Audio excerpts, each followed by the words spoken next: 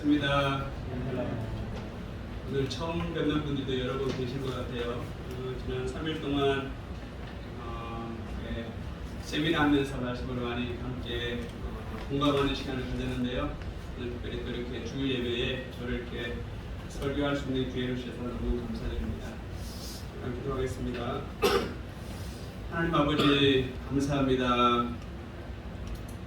참 세상에서 우리가 방황할 수밖에 없는 그런 자들이었지만 하늘 우리를 사랑하셔서 우리를 자녀 삼아주시고 예수님 안에서 진정한 자유를 누리게 하시고 이 땅에 소망을 두지 아니하고 천국을 소망하며 하나님 나라를 바라보며 경험하며 이 땅 가운데서 놀라운 축복을 누리며 살 수 있도록 은혜 베풀어 주신 것을 감사합니다. 오늘 특별히 생명의 떡 예수님이라는 이 주제를 가지고 함께 말씀을 나누려고 합니다. 하나님, 우리들만 그냥 사람들끼리만 모이는 모임이 되지 않게 하시고 성령이 임재하셔서 성령께서 한 분 한 분의 마음을 만져주시고 위로해 주시고 격려해 주시고 다시 한번 이 땅 가운데서 살아갈 소망이 있게 하시고 왜 우리가 예수를 믿어야 하는지 다시 한번 우리의 존재의 목적과 살아갈 이유를 발견하는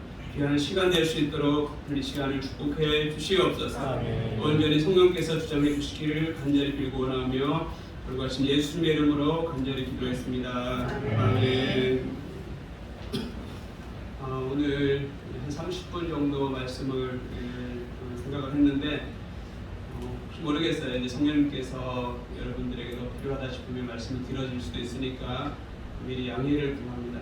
제가 절제를 잘 못하는 사람이어서 한 가다가 설교하다 보면 고개를 들어줄 때도 있고 이렇게 은혜가 되시면 계속 앉아 계시고 은혜가 안 되시면 나가셔도 괜찮습니다. 저는 개인적으로 성경 66권 중에서 어떤 성경이 제일 중요할까라고 저한테 질문한다면 저는 요한복음이라고 망설임 없이 저는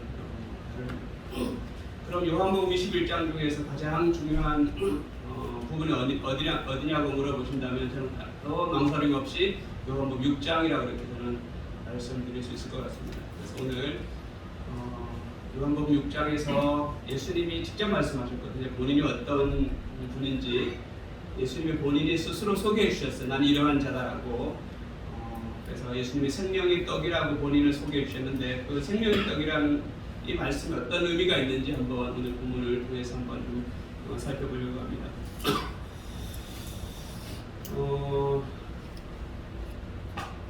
이 생명의 떡이라고 소개하는 이 내용은 우리가 3차원에 살고 있잖아요.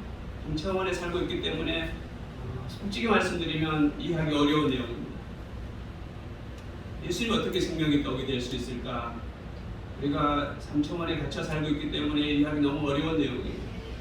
그럼에도 불구하고 예수님이 생명의 떡이라고 말씀하시는 게 믿어지거든요. 믿어지잖아요. 그게 축복 중에 축복입니다. 세상 사람들은 이 예수님이 생명의 떡이라고 하신 말씀을 죽었다 깨어나도 이해할 수가 없습니다. 믿을 수도 없을 뿐만이 아니라 이해가 되지도 않습니다. 우리는 100%는 다 이해되지 않지만 믿어지잖아요. 이게 축복 중에 축복입니다. 오늘 생명의 떡이라고 하신 예수님의 자신을 소개하는 내용이 어떤 의미가 있는지 한번 오늘 이 요한복음 6장을 통해서 좀 살펴보길 원합니다. 자, 이 생명의 떡이라고 말씀하신 이 내용은 갑자기 그냥 예수님이 하신 말씀이 아니고 6장 초반부 보면 오병이의 기적이 나옵니다.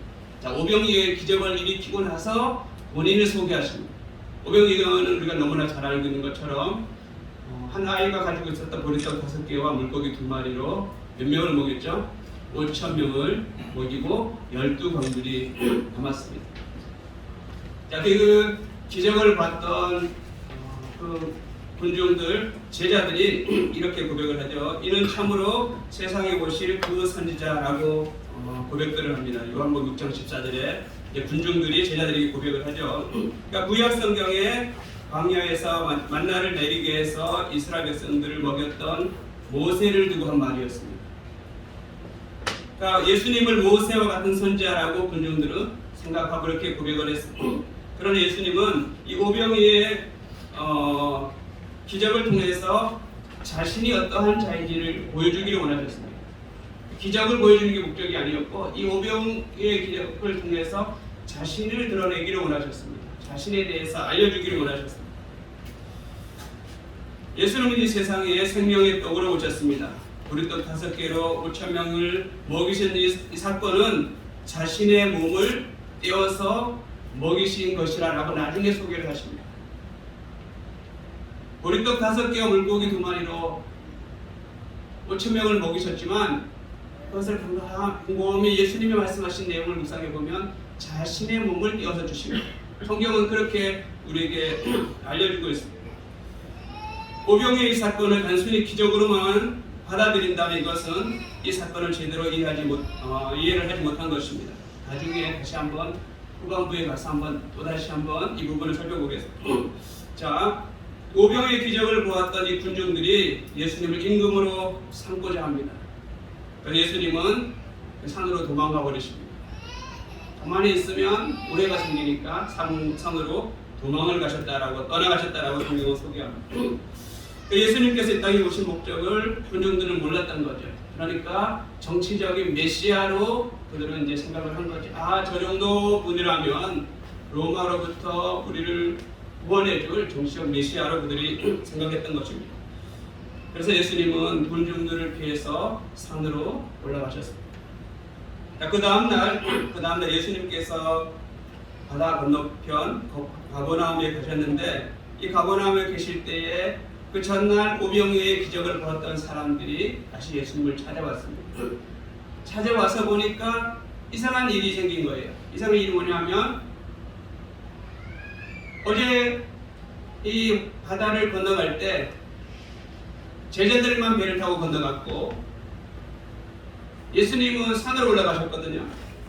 분명히 예수님이 그 배에 타지 않으셨는데 바다를 건너가 보니까 군중들이 배가 한 대만 있는 거예요.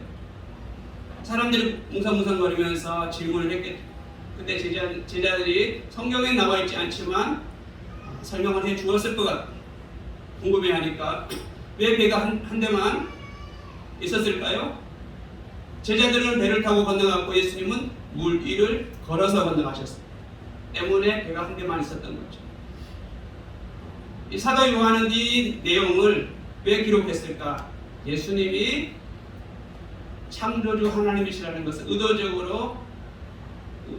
가지고 기록해 놓으셨다고 볼 수가 있어요. 예수님은 오병이어의 기적만 일으키시는 분이 아니고 창조주 하나님이시다. 우리를 걸어서 가실 수 있는 분이다라고 하는 것을 우리에게 알게 하기 위해서 이 부분을 삽입했다고 볼 수가 있습니다. 예수님은 오병이어로 5,000명을 먹이신 것에 대해서 흥분하고 있는 군중들에게 자신이 진정으로 하늘에서 내려오신 생명의 떡이라고 이렇게 자신을 소개하십니다. 이것은 이해하기도 힘들고 믿기도 어려운 내용입니다. 하지만 이것은 사실이고 진리입니다. 우리에게 성령님이 임하셔야만 믿어지고 이해할 수 있는 내용입니다. 자, 우리는 무엇이든지 음식을 먹어야 우리의 생명을 연장할 수가 있어요. 음식을 먹지 않고 한 달, 2달 계속 먹지 않고 다이어트 하면 결국은 어떻게 되죠? 결국은 생명이 다 하는 거죠. 어떤 분은 40일 금식기도 하다가 돌아가신 분도 있잖아요. 그러니까 우리가 음식을 계속해서 안 먹고 살 수 있는 방법은 없습니다. 우리 육체가 양식을 먹지 않으면 결국은 죽는 것처럼 우리 영혼도 영의 양식을 먹지 않으면 죽는다고 성경은 우리에게 알려주고 있습니다. 우리가 음식으로 먹고 있는 고기든 생선이든 야채든 다 우리 안에 들어가서 양식이 될 때는 죽어야 합니다. 우리가 산낙지 좋아하시는 분들 있을 텐데 산낙지도 살아있지만 먹으면 우리 안에서 죽습니다. 모든 음식은 죽어야만 우리 육체의 양식이 될 수 있습니다. 그래서 예수님도 우리의 영혼의 양식이 되기 위해서 죽어야 한다고 계속해서 끊임없이 말씀하고 계십니다. 성경을 읽다 보면 예수님은 계속 본인이 죽어야 한다는 걸 계속해서 여러 가지 방법으로 말씀합니다. 예수님이 죽으셔야 하는 이유는 우리의 양식이 되기 위해서. 예수님이 죽지 않으면 우리의 양식이 될 수가 없었습니다. 그래서 예수님은 죽으시면서 우리의 양식이 되었습니다. 살과 피가 우리의 양식이 되어주셨습니다. 그래서 예수님의 십자가의 사건은 그 무엇과도 비교할 수 없는 엄청난 사건이었습니다. 예수님이 십자가에 죽으시면서 살과 피를 우리에게 주시면서 우리의 양식이 되어주셨습니다. 그래서 예수님께서 나는 너희를 위한 생명의 떡이다 라고 말씀하십니다.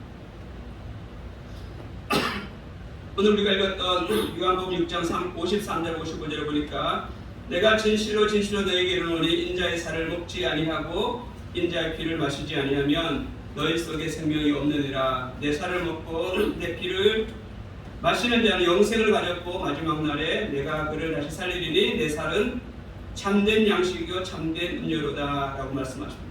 자, 내가 진실로 진실로 너희에게 이르노니, 예수님이 중요한 내용을 말씀하실 때 늘 강조의 법으로 진실로 진실로 이르노니, 어린아이들이 이거 진짜다, 이거 진짜야, 그런 의미입니다. 이거 진짜야, 중요한 얘기다, 내 진실로 진실로. 근데 오늘 보니까 부정문과 긍정문을 반복해서 예수님이 말씀하고 있습니다. 내 살을 먹지 아니하고 인자의 피를 마시지 아니하면 너희 속에 생명이 없다. 부정문을 사용해서 강조하시고, 그 다음에 긍정문으로 내 살을 먹고 내 피를 마시는 자는 영생을 가졌고 마지막 날에 내가 그것을 다시 살리리니 내 살은 참된 양식이요 참된 음료로다 라고 예수님이 말씀하십니다. 긍정문으로 한번 얘기했다가 부정문으로 얘기했다가 강조하고 계시는 겁니다. 예수 믿는다는 것이 어떤 의미가 있는지. 자, 그러면 예수님의 살을 먹고 예수님의 피를 마신다는 의미가 무엇일까? 신비지 않아요, 그죠? 예수님의 살을 먹고 예수님의 피를 마신다. 우리의 삼청원에 갇혀있는 우리로서는 잘 이해가 되지는 않습니다. 그리고 어떻게 옆에 예수님이 있어서 실제로 우리가 동물을 잡아먹는 것처럼 먹을 수 있다면 이해가 되지만 2000년대 돌아가신 분인데 예수님의 살을 먹고 예수님의 피를 마신다는 것은 잘 이해가 되지 않는 어려운 내용이죠. 신비죠, 신비. 근데 그거를 가장 쉽게 설명하면 예수님께서 나의 생명이 되신다는 사실을 인정하고 믿는 것을 말합니다. 예수님이 나의 생명이 되신다고 그 사실을 인정하고 믿으면 예수님의 살과 예수님의 피를 먹고 마시는 것을 인정해 주시겠다고 성경은 말씀합니다. 예수를 믿으면 예수님의 살을 먹은 것이고 예수의 피를 마신 것이다 라고 성경은 말씀합니다. 신비로운 거죠. 세상 사람들은 죽었다 깨어나도 이해할 수 없는 내용. 근데 우리는 믿어지잖아요. 이게 축복 중에 축복인 거죠. 예수를 믿으면 예수님의 살이 우리 안에 들어오고 예수의 피가 우리 안에 들어오고 예수의 생명이 우리 안에 들어오고. 그래서 예수님 말씀하고 오늘 본문에도 보면 예수를 믿으면 예수의 생명이 우리 안에 들어오고 예수의 살이 들어오고 예수의 피가 들어오기 때문에 예수 믿는 것이 너희가 내 안에 거하고 내가 너희 안에 거하고 신비로운 거죠. 예수 믿으면 우리가 예수님 안에 들어가고 예수님 우리 안에 들어가고 하나가 되는 거예요. 예수 믿는다는 것은 엄청난 의미가 있는 거죠. 그래서 이것을 내 살을 먹고 내 피를 마시라고 하는 이런 비유로 말씀해 주신 거예요. 그러니까 예수 믿는다는 것이 단순한 것이 아니고 엄청난 사건이라는 거죠. 우주 만물을 창조하신 그 창조주 하나님이 인간의 몸을 입고 이 땅에 오셔서 자신의 생명을 주시면서 살과 피를 우리에게 다 주신 거예요. 예수를 믿으면 예수님의 살과 예수님의 피가 우리 안에 들어와서 예수님의 생명이 우리 안에 들어오니까 우리가 영생을 가진 존재가 되었다라고 성경은 반복해서 말씀하고 있는 거예요. 요한복음 5장 24절에도 이 내용을 이렇게 강조하고 있습니다. 내가 진실로 진실로 너희에게 이르노니 내 말을 듣고 나 보내신 이를 믿는 자는, 예수님의 말을 듣고 예수님을 보내 하나님을 믿는 자는 영생을 얻었고 심판에 이르지 아니하나니 사망에서 생명으로 옮겼느니라. 영생을 얻었고 심판에 이르지도 않고 사망에서 생명으로 옮겼다라고 3번 반복해서 강조하고 있습니다. 자, 이 사실을 이 사실을 좀 더 잘 이해하기 위해서는 요한복음 11장 25절 26절을 우리가 잘 이해를 해야 되는데, 요한복음 11장 25절 26절은 죽은 나사로를 살리실 때 하신 말씀이거든요. 죽은 나사로를 살리실 때 마르다와 대화를 하면서 엄청난 걸 선포하시는 거예요. 그냥 쭉 읽으면 이해가 안 되지만, 나는 부활이요 생명이니 나를 믿는 자는 죽어도 살겠고 무릇 살아서 나를 믿는 자는 영원히 죽지 아니하리라. 엄청난 내용이거든요. 근데 솔직히 고백하면 저도 이 말씀이 잘 깨달아지기 전에는 잘 이해가 안 됐어요. 그 앞에 부분에서는 죽어도 살겠고 했다가, 죽는다고 했다가, 또 후반부에서는 무릇 살아서 나를 믿는 자는 영원히 죽지 않는다고 했다가, 성경이 이렇게 어려울까? 죽어도 살겠고 죽는다고 했다가 그 다음에는 살아서 믿는 자 영원히 죽지 않는다고 했다가, 왜 이렇게 어려울까? 근데 어느 날 이게 깨달음이 오더라. 그 앞부분에서 나는 부활이요 생명이니 말씀하셨죠. 이 부활이라는 것은 육체를 우리 육체를 설명하기 위해서 부활을 설명하십니다. 죽어도 살겠고라고 하는 의미는 우리 육체가 죽어도 예수님이 부활하신 것처럼 예수님의 부활이 우리 안에 들어와서 우리가 죽어도 살아난다는 우리 육체가, 그 무릇 살아서 나를 믿는데 영원히 죽지 않는다는 말은 우리 영혼이 예수 믿는 순간 예수의 생명이 우리 안에 들어왔기 때문에 영원히 죽지 않는 존재가 되었다는 것입니다. 우리 육체는 죽으면 이런 썩어질 육체가 아니고 영원히 썩지 않을 너무나 아름다운 모습으로 우리는 부활할 겁니다. 그리고 우리 영혼은 이미 예수 믿는 순간 예수의 생명이 우리 안에 들어와서 영원히 죽지 않은 존재가, 영생을 가진 존재가 되었습니다. 예수 믿는 사람들이 이 단순하면서 깊은 진리를 깨닫고 살아간다면 이 세상에서 살아가면 두려워할 이유가 전혀 없는 거예요. 왜 사람들이 두려워합니까? 가장 두려운 것이 뭐예요? 죽음이잖아요. 이 사실을, 이 복음을 깨달으면 죽는 게 두려워할 이유가 전혀 없는 거예요. 우리가 죽으면 우리 육체는 지금보다 훨씬 좋은 모습으로 부활할 겁니다. 이미 예수의 생명이 우리 안에 들어왔기 때문에 우리는 영원히 죽지 않는 우리 영혼은 영생을 가진 존재가 되었습니다. 그래서 요한계시록에서 이렇게 말씀합니다. 주 안에서 죽는 자들은 복이 있도다 라고 말씀합니다. 주 안에서 죽는 자들은 복이 있도다. 주님 밖에서 죽으면 저주이지만 주님 안에서 예수 믿고 죽는 자들은 복이 있습니다. 왜냐하면 지금 우리가 살아가는 이 모습과는 전혀 다른 세상으로 우리가 가기 때문에 썩어질 육체가 이제는 썩지 않을 부활체로 다시 살아나고 예수의 생명이 우리 안에 들어가서 영원한 생명을 가진 그런 존재로 우리가 살아가기 때문에, 그래서 요한계시록에서 우리가 다시 예수님 재림 하셔서 들어갈 하나님의 나라는 하늘 것의 땅은 눈물도 없고 고통도 없고 더 이상 이 땅에서 우리가 겪어내야 될 그런 고난도 없고 아름다운 것들만 있다고 요한계시록 우리에게 소개해주고 있습니다.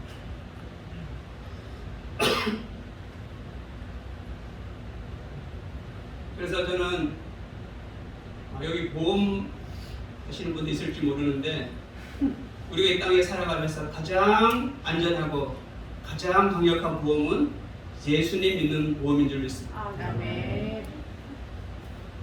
우리가 혹시나 다칠까봐 사망할까봐 보험 들잖아요.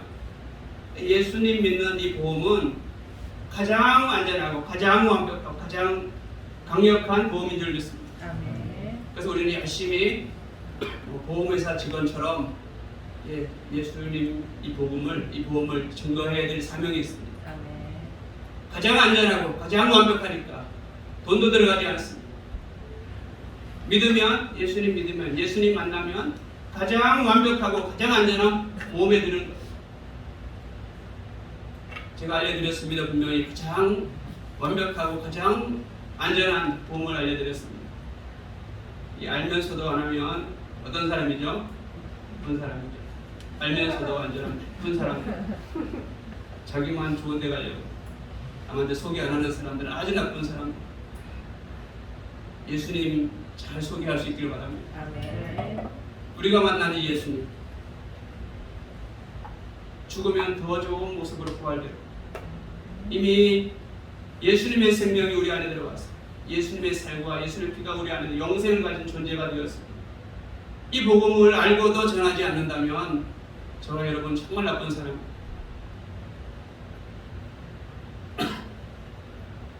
마가복음 8장 35절에 보면 누구든지 자기 목숨을 구원하고자 하면 잃을 것이요 누구든지 나와 복음을 위하여 자기 목숨을 잃으면 구원하리라. 좀 어려운 내용입니다. 목숨을 구원하고자 하면 잃을 것이요 누구든지 나와 복음을 위하여 자기 목숨을 잃으면 구원하리라. 어려우면서도 우리 인생의 핵심을 말해주고 있습니다.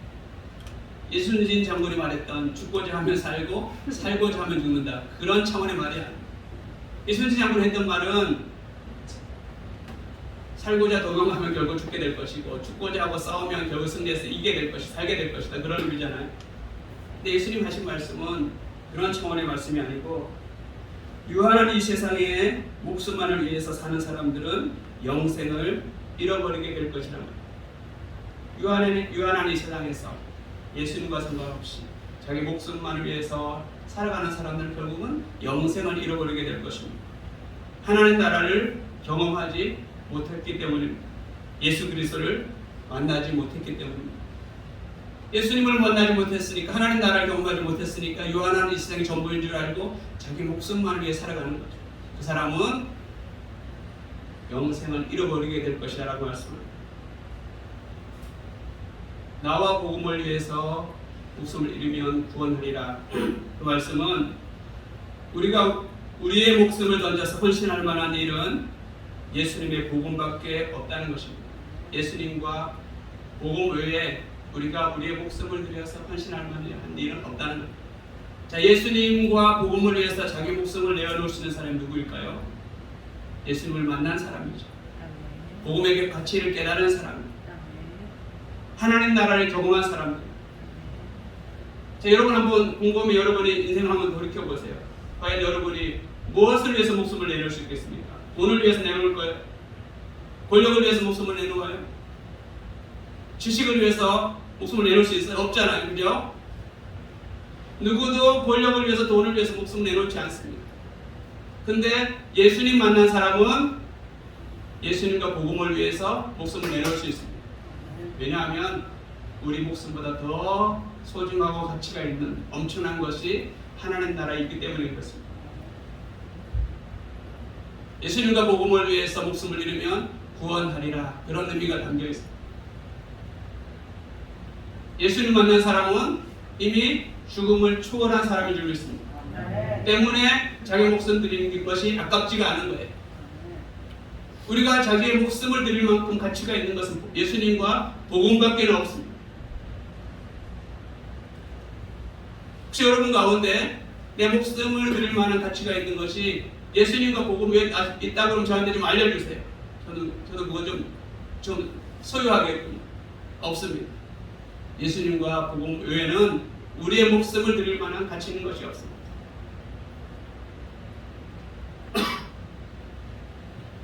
요한복음 6장 35절 우리가 읽었던 앞에 부분에 보면 나는 생명의 떡이니 내게 오는 자는 결코 줄이지 아니할 터이요 나를 믿는 자는 영원히 목마르지 아니하리라 라고 말씀합니다. 나는 생명의 떡이니 내게 오는 자는 결코 줄이지 아니할 터이요 나를 믿는 자는 영원히 목마르지 아니하리라. 저는 이 말씀을 영적으로 육적으로 다 그대로 받아들여도 전혀 문제가 없는 말씀이라고 생각합니다. 예수님이 생명의 떡이시기 때문에 예수를 믿으면 우리 영혼이 살아나고 우리 영혼이 영생을 가진 존재가 되고 예수님이 생명의 떡이시기 때문에 우리의 이 땅에 살아가면 필요한 모든 양식을 다 책임져 주신다라고 성경은 우리에게 약속하고 있습니다. 왜냐하면 예수님이 생명의 떡이시기 때문에 그 사실을 보여주기 위해서 예수님이 오병이어의 기적을 일으키신 거예요. 내가 생명의 떡이다. 나를 믿으면 오병이어의 기적처럼 기적이 일어난다. 내가 생명의 떡이기 때문에 그래서 마태복음 6장 33절에서 우리가 너무나 잘 알고 있는 너희는 먼저 그의 나라와 그의 의를 구하라. 그리하면 이 모든 것은 너에게 더하여 주시리라. 예수님 만나는 사람만이 믿을 수 있고 이해할 수 있는 내용입니다. 예수님 만난 사람들은 이제 더 이상 3차원에 갇혀 사는 사람이 아니고 4차원의 세계로 들어간 사람들입니다. 4차원의 세계에서는 예수님 믿으면 그 생명의 떡이 우리를 먹이고 맛있게 하고 우리를 살리는 이 양식이 되었다라고 성경은 우리에게 가르쳐주고 있습니다.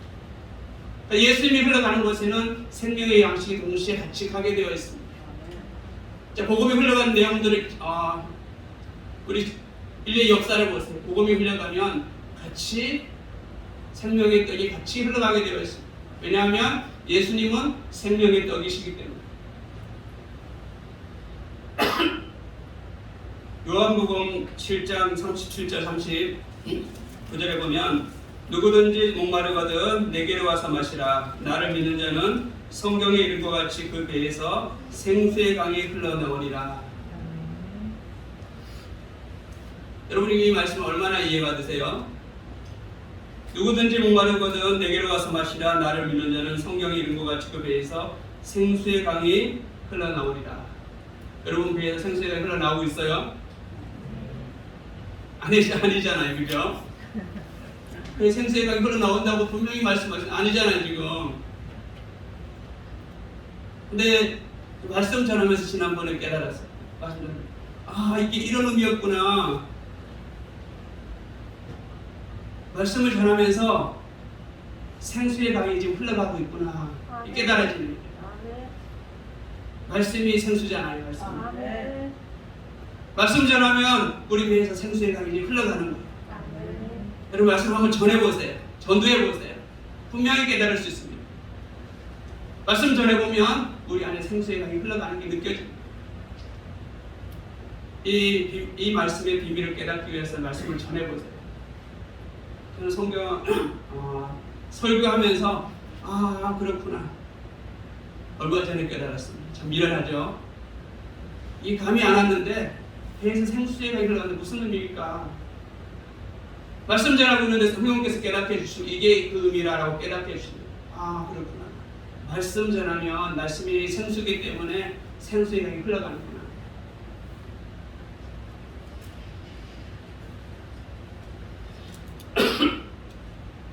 요한복음 우리가 읽었던 본문 밑에 내려가면 66절에 보면 예수님께서 이 땅에 오신 목적을 말씀하시고 자신이 정치적인 메시아가 아니라고 말씀하시자 많은 청중들과 제자들이 떠나갔습니다.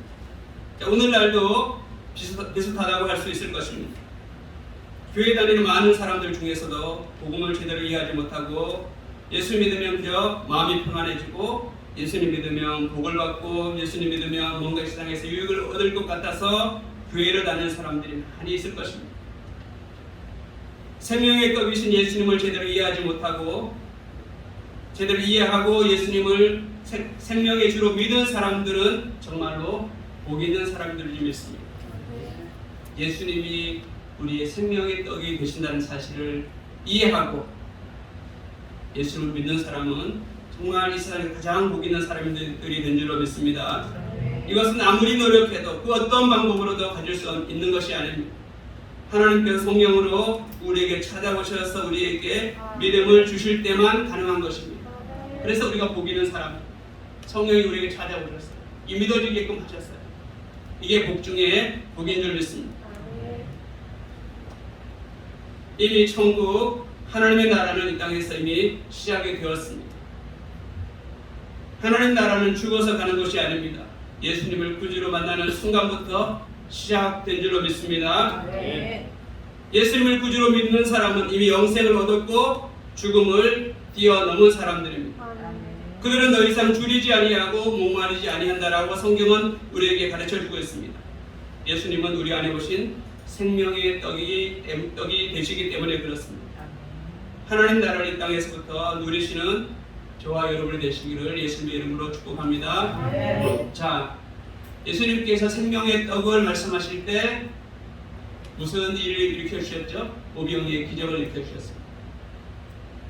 나는 부활이요 생명이 나를 믿는 자는 죽어도 살겠고 무릇 살아서 나를 믿는 자는 영원히 죽게 아니하리라. 이 엄청난 진리를 말씀하실 때 뭐를 행하셨어요? 죽은 나사로를 살리셨어요. 충분히 예수님이 나사로가 죽기 전에 가서 고칠 수 있었어요. 근데 성경을 자세히 보면 일부러 지체하셨어요. 죽기를 기다리셨어요. 왜냐하면 죽은 다음에 살리기 위해서.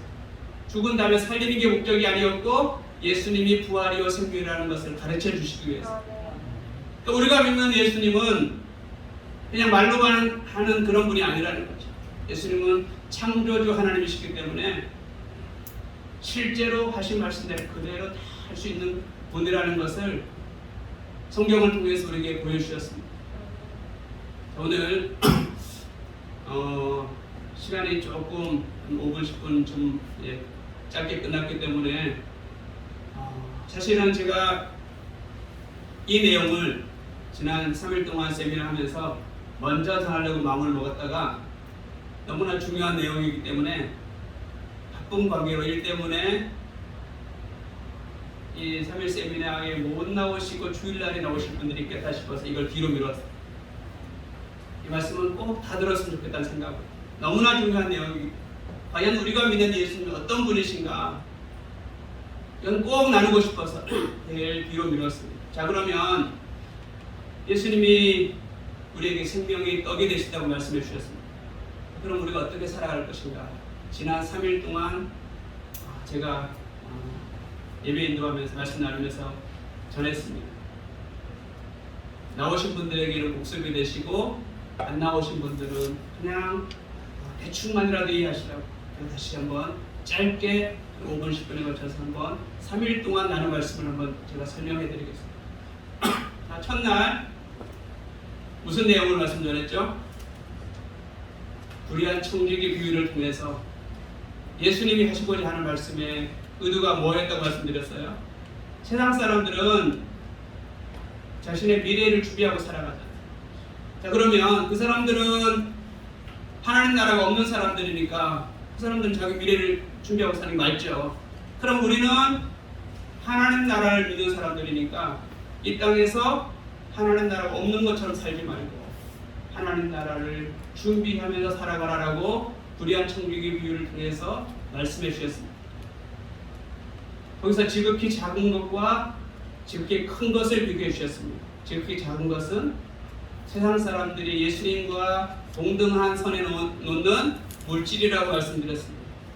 하나님 보시기에는 우리가 그렇게 좋아하는 물질이 지극히 작은 것이라는 거예요. 근데 우리는 예수님과 물질을 같은 선상에 놓아놓고 물질을 우상숭배하고 있는 거죠.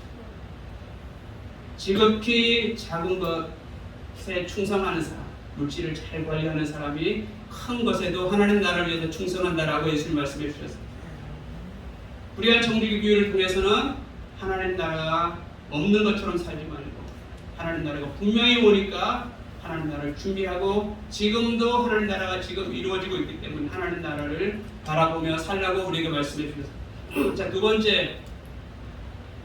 둘째 날 나눈 말씀이 열처녀 비유였습니다. 슬기 있는 5처녀와 미련한 5처녀 비유를 통해서 차이점은 뭐예요? 등은 다 가지고 있는데 슬기 있는 5처녀만 기름을 가졌어요. 기름을 그냥 단순하게 성령 충만이라고 해석하면 안 된다고 그랬어요. 해석하기 어려운 거는 전후 문맥을 따져서 우리가 해석을 해야 된다고 말씀드려요. 자, 이 열처녀 비유 전반부에 있는 내용이 뭐예요? 지혜롭고 충성된 종이 양식을 나누어주는 비유를 말씀하셨어요. 양식을 나눠준다는 건 성경 전체에서 말씀을 나누는 거고 복음을 나누는 거라고 말씀드렸어요. 자, 기름을 준비하는 것은 우리가 이 땅을 살아가면서 생명의 떡이 되신 복음을 흘려보내는 것, 나누는 것이 기름을 준비하는 걸 말씀드렸어요. 열처녀 비유 다음에 나오는 비유가 달란트 비유. 달란트 비유에서 예수님 우리가 말씀하신 것은 하나님 우리에게 분명히 달란트를 주셨기 때문에 달란트를 가지고 이 땅에서 열심히 살라고 우리에게 말씀하고 계셨어요. 대충 사는 것이 아니고 사업하는 사람이 열심히 사업해서 인을 남기고 직장 생활하는 사람은 정말 내일처럼 열심히 하고 교사는 내 자녀처럼 열심히 살라고 가르치고 그것이 기름을 준비하는 것이라고 말씀드렸습니다. 그 다음에 나오는 비유가 양과 염소의 비유. 오른편에 있는 양에 대해서 예수님이 이렇게 말씀하십니다. 헐벗은 자들, 가난한 자들, 어려움에 처해져 있는 자들, 그들을 돌보는 것이 곧 나에게 한 것이다 라고 말씀하십니다. 이웃사랑 실천하는 것이 곧 기름을 준비하는 것이라고 제가 말씀드렸습니다. 오늘 예수님의 재림을 준비하면서 두 가지의 잘못된 부류가 있다고 말씀드렸습니다. 세상에 빠져서 세상을 너무 좋아해서 예수님의 재림이 없을 것처럼 살아가는 사람들 잘못되었어요. 또 한 부류는 예수님 오신다고 하고 말만 하면서 생활이 엉망인 사람들이 있어요. 그 사람들을 위해서 이 기름 비유를 말씀해 주십니다. 지혜롭고 충성된 이 양식을 나누는 비유를 말씀해 주셨고, 달란트 비유를 말씀해 주셨고, 양과 염소의 비유를 말씀해 주셨어요. 그냥 예수 믿는다 방방 뛰면서 맨날 그 노래만 하고 찬양만 하고, 그게 예수님의 재림을 준비하는 거 아니에요. 예수님의 재림을 준비하는 것은 철저하게 우리의 삶과 연관되어 있습니다. 자기 생활에 충실해야 합니다. 복음을 나누어야 합니다. 우리 이웃을 돌보아야 합니다. 그것이 기름을 준비하는 것이라고 제가 말씀드렸습니다. 물론 마태복음 7장에 말씀하신 것처럼 좋은 나무가 좋은 열매를 맺는다고 제가 설명을 드렸습니다. 행함으로 구원받는 건 절대 아닙니다. 좋은 나무는 곧 예수를 믿는 걸 말하는, 예수를 믿었으면 반드시 좋은 열매가 있어야 된다고 말씀드렸습니다. 믿음으로 구원받는다고 말하면서 행함에 따라가지 않는다면 그건 좋은 나무가 아닌 거죠. 반드시 우리 좋은 열매가 있어야 합니다. 그래야 하나님이 좋은 나무라고 인정해 주십니다. 열매가 없으면 절대로 좋은 나무가 될 수 없어요.